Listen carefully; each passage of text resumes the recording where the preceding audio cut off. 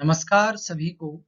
आज हम सुमित्रा नंदन पंत जी का पाठ है वे आंखें। वे आंखें पाठ में कवि परिचय नामक पहले सत्र को लेकर के आपके सामने है।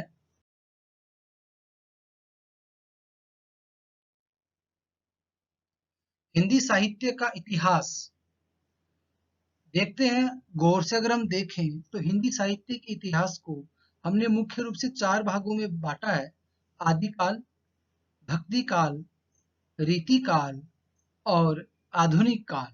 इसमें भक्ति काल को हमने दो भागों में बांटा है, सगुण धारा, निर्गुण धारा। सगुण धारा को दो भागों में बांटा है, रामाश्रयी शाखा और कृष्णाश्रयी शाखा। निर्गुण धारा को फिर दो भागों में बांटा है, ज्ञानाश्रयी शाखा और प्रेमाश्रयी शाखा। इसी तरह से रीतिकाल को हमने तीन भागों में बांटा है, रीतिमुक्त, रीतिबद्ध, रीति सिद्ध।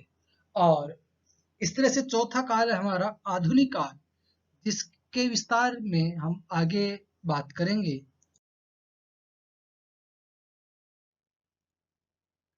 आधुनिक काल आधुनिक काल लगभग 19वीं सदी से प्रारंभ माना जाता है।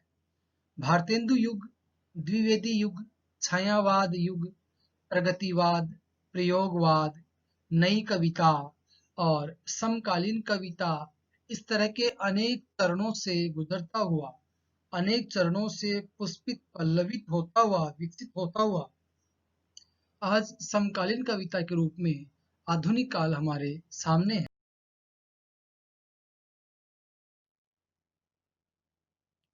हिंदी हमारे राष्ट्र की अभिव्यक्ति का सरलतम स्रोत है। सुमित्रा नंदन पंत को आप देख पा रहे हैं।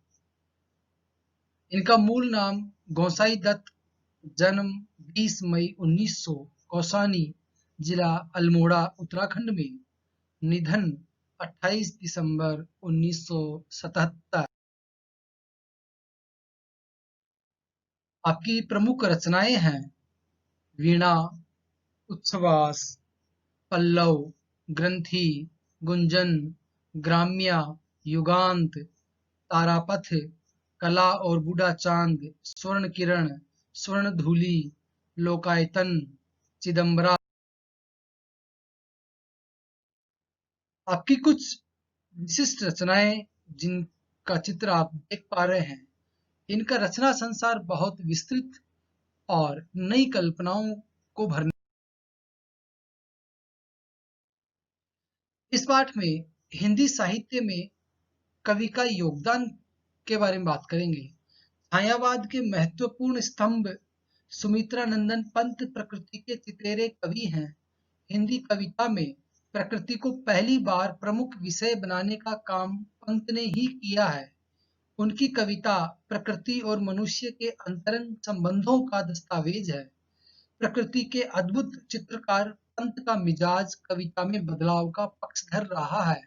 शुरुआती दौर में छायावादी कविताएं लिखी, पल पल परिवर्तित प्रकृति वेश इन्हें जादू की तरह आकृष्ट कर रहा था। बाद में चलकर प्रगतिशील दौर में ताज और वे आंखें जैसी कविताएं भी लिखी। अरविंद के मानवतावाद अरविंद के मानववाद से प्रभावित होकर मानव तुम सबसे सुंदरतम जैसी पंक्तियां भी लिखी।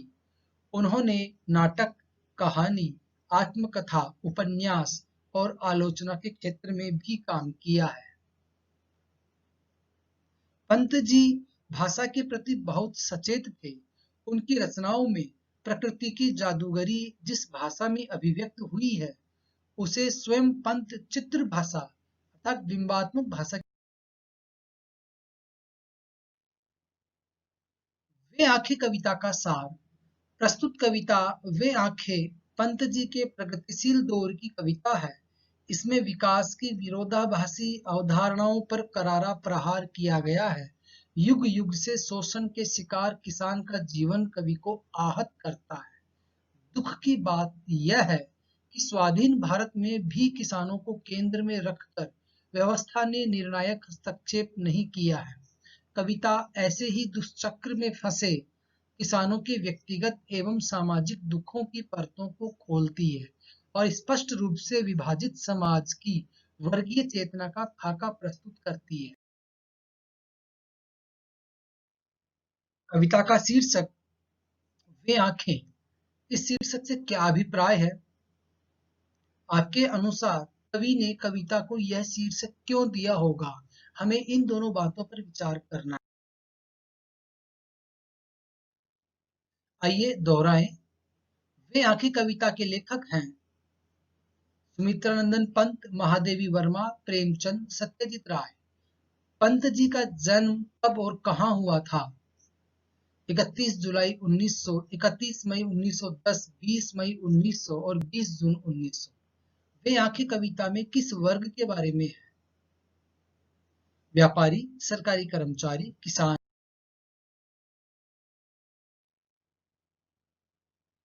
पंत जी के अनुसार चित्र भाषा क्या है?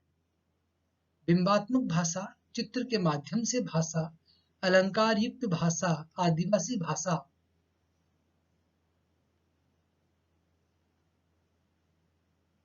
मानव तुम सबसे सुंदरतम पंक्तियां किस वाद से प्रेरित है? प्रकृतिवाद, आदर्शवाद, मानववाद, यथार्थवाद। इनके उत्तर इस प्रकार है। पहले का क, दूसरे का ग, तीसरे का भी ग, चौथे का क और पांचवे का ग। आप इसका गूगल फॉर्म इस लिंक पर जाकर के देख सकते हैं और इसी में पुस्तक का लिंक दिया गया है। ऑनलाइन पुस्तक ncrt.nic.in पर अवेलेबल। कविता का पूर्वावलोकन। कवि ने किसान की निराश आंखों में झांकती दुर्दशा का मार्मिक चित्रण किया है। कवि ने किसान के उज्जवल अतीत और निराशा के अंधकार में डूबे वर्तमान दोनों का चित्रण किया है। किसानों पर होने वाले महाजनी अत्याचारों का कारुणिक वर्णन किया है। किसान का जीवन ऐसा दुखमय है कि उसे यथार्थ जीवन में तो दुख मिलता ही है, कल्पना में भी। आइए कविता को सुनते हैं। इसलिए त्वरित पुनरावृत्ति। वे आंखें से क्या अभिप्राय है? वे आंखें कविता के कवि, कवि का नाम क्या है?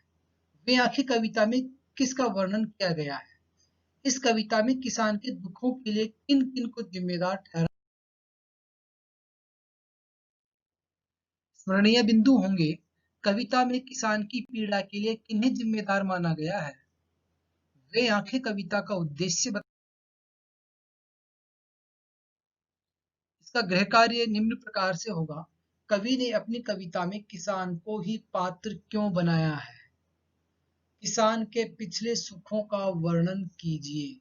ये दो प्रश्न है। कवि ने अपनी कविता में किसान को ही पात्र क्यों बनाया? दूसरा है किसान के पिछले सुख